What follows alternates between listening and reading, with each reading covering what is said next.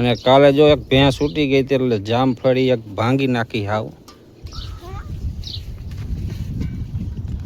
એ હારી જામફળી હતી ને એ ભાંગી નાખી. જો અહીંયા બધે આ સાયલ ઉખેડ નાખી હતી એટલે આપણે કાગર મીટી દીધો હે.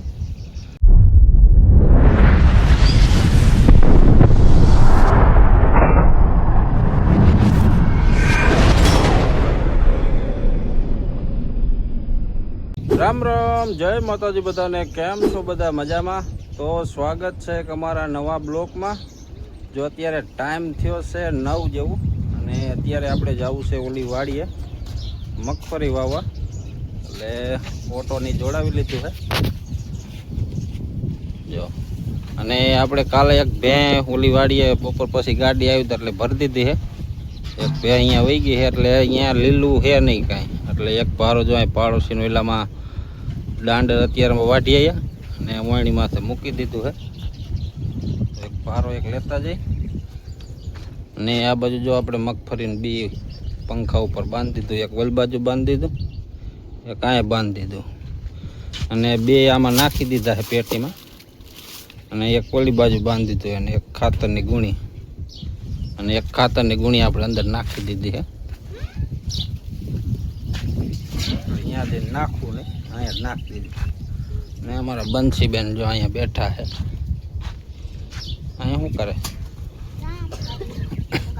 અને કાલે જો એક ભેંસ ઉટી ગઈ હતી એટલે જામફળી એક ભાંગી નાખી હાવ. એ હારી જામફળી હતી ને એ ભાંગી નાખી. જો અહીંયા બધે આ સાયલ ઉખેડ નાખી હતી એટલે આપણે કાગર મીટી દીધો છે. પવન ઓલું સૂકી ન જાય નકર આખી જામફળી સૂકી જાય. આલી બાજુ આપણે બાંધી દીધા જાહેરવાળામાં.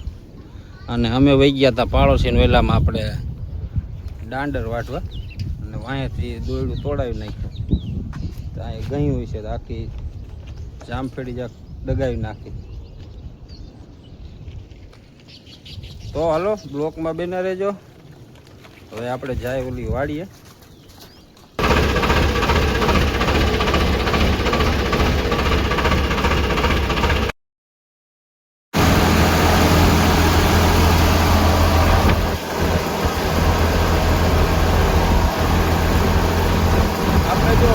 આવ્યા છીએ ઓયરવાળી વાડીએ મગફળી વાવવા.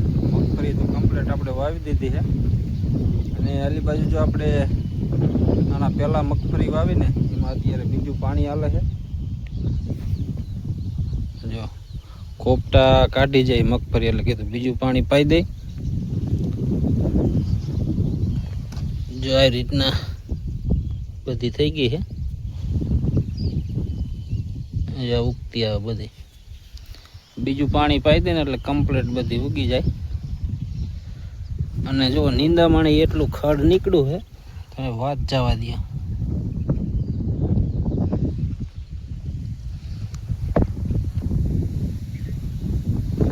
એ પાણી આજે સવારે ચાલુ કર્યું બપોર પછી. સવારે 2 કારડી પાઈ અત્યારે ચાલુ કર્યું.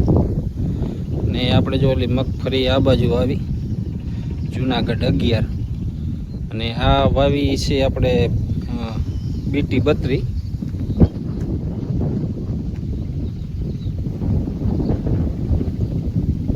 આમાં તો લગભગ 20-25 દીની થાય છે ને તરત દવાનું રાઉન્ડ મારવું જોઈશે ખડની.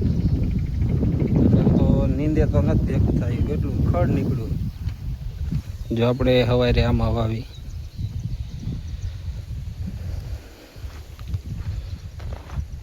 આવી કંઈક પાર્યું થઈ છે. આ પહેલી વખત આપણે વાવ્યું, કોઈ દી આપણે ઓટો હાંક્યો નથી એટલે થોડોક વાંકા ચૂકાઈ પારા થયા છે. સેજ વાંકવાળા છે જો આમ આગળ. અને અમુક જાડા થયા છે અને અમુક પાતળા થયા.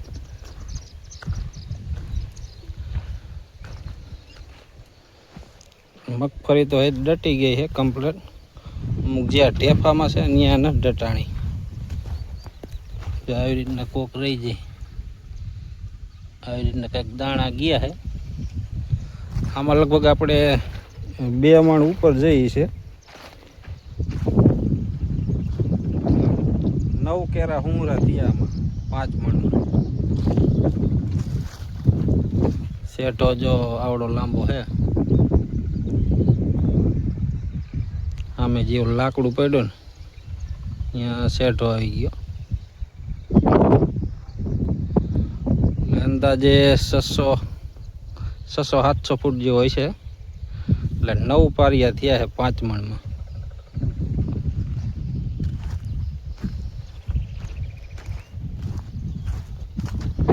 જાવી ઠેફામાં કોક 60 ઠેકાણ નથી ડટાણી.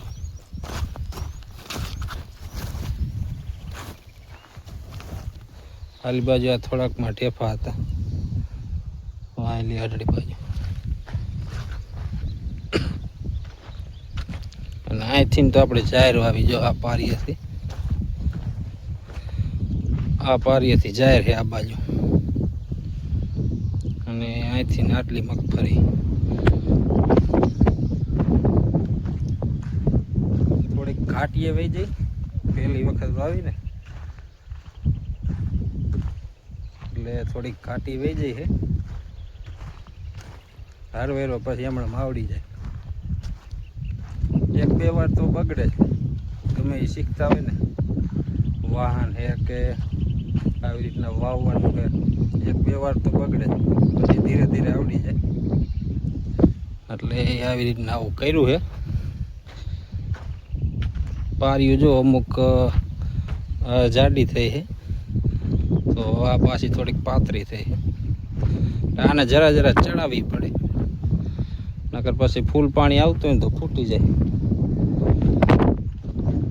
એક ઓલી પારી જો એક ઈ પાતળી છે. બાકી તો માપ સાઈડ હાલે એવી છે. અને ધોરીએ આપણે નાખી દીધા જો કમ્પ્લેટ. હવે કાલે અમુક કરીને અને કરી દેવાનું પાણી ચાલુ. કાલે પી જાય લગભગ 5 દિવસમાં પાણી ચાલુ થાય. કાલે કરી નાખાઈને વારસે તો વહેલા પી જાય છે. કાલે પાણી ચાલુ થઈ જાય. આપણે પાડોશીનું પાણી આવે છે એટલે 2 મોટું આવે એટલે ગાય પી જાય. અત્યારે આપણે જવું છે ઓલી વાડીએ અને કાલે પાછા આવશું.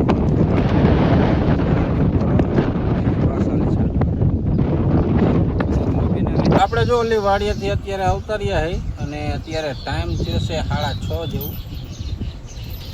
અને વાડીએ તો અત્યારે કોઈ છે નહીં. અમારા બંસીબેન ને જો આમ સામે હલર હાલે છે પાડોશીનો. એટલે અહીંયા આપણો બાજરો કાઢ્યો ત્યારે ઢાલે આવ્યા હતા. એટલે એ લગભગ અહીંયા બાજરો કટાવા વહી ગયા. સામે હલર હાલે છે.